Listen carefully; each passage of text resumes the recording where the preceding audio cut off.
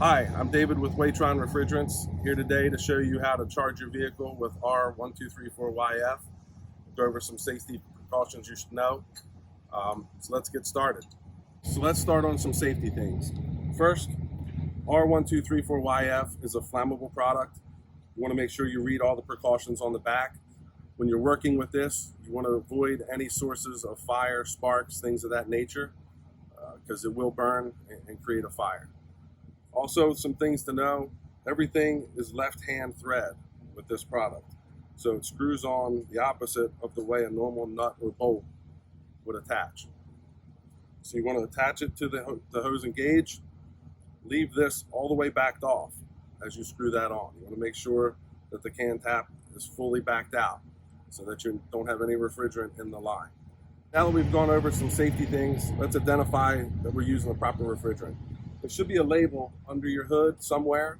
It could be on a panel flat along this area. It could be in the back corner or attached to the hood itself, but it will say on there R-1234yf. It's very important that you identify the proper refrigerant for your vehicle.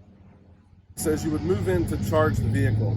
You would have the vehicle running with your air conditioner on high, recirculation door on, so that it's full max AC.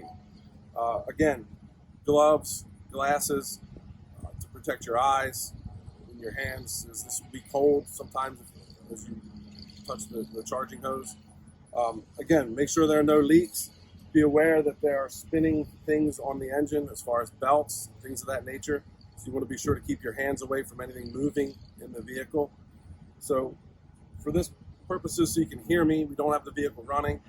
So we want to identify that the AC compressor is spinning. And you'll know that the center of the compressor is the AC clutch. That will be engaged. If it's not, that could be an identifier that you're low on refrigerant. Okay, so you would then identify the service port. Normally there's a cap on the service port. You want to use the low side service port. That's generally close to the firewall of the vehicle in this general area. Every make and model is a little bit different. You can consult your service manual to identify that, but you would take this cap off. Then this coupler, you actually pull back on the knurled piece like this to clip it on. So you would pull that back, engage it onto the fitting. At that point, you should be able to tell with this gauge where your level of refrigerant is. If it's in the green with the vehicle running, AC on high, your refrigerant level is okay, you may have another issue. If it's low, what you would do then is again turn this, and this is left-hand threads, to open the valve in the can. This will then allow refrigerant to flow into your system. You can monitor the gauge. If it goes into the green with it running, then you would close this, which spinning it in a counterclockwise direction to stop the flow of refrigerant. At that point, you can continue to monitor the gauge. It should be in the green. If it is in the red, don't want to add any more refrigerant. If it's low and you've added the entire can, you may need additional refrigerant, or you may have another issue with your system.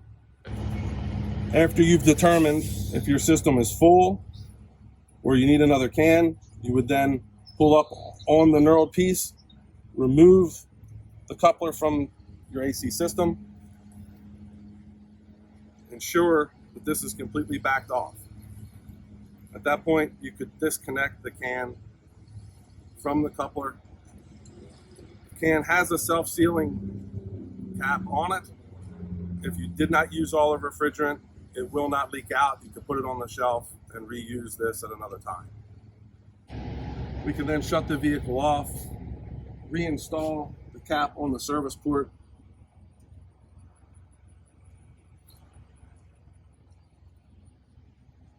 shut your hood, and drive the vehicle. There are times when the vehicle may not operate properly until there's sufficient airflow through the condenser. So you may want to drive it at this point to ensure that temperature is adequate coming from the vents.